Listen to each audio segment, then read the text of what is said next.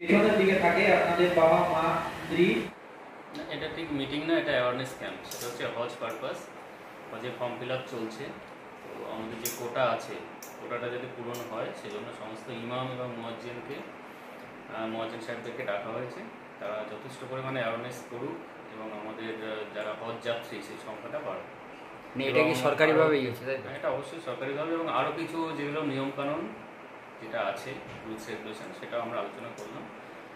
সেটা ইমাম মুয়াজ্জিনদের মাধ্যমে যারা হজে যাবেন এবং সাধারণ পাবলিক সবার মধ্যে ছড়িয়ে দেওয়ার একটা বার্তা দেওয়া হয়েছে আজকে মিটিংয়ে।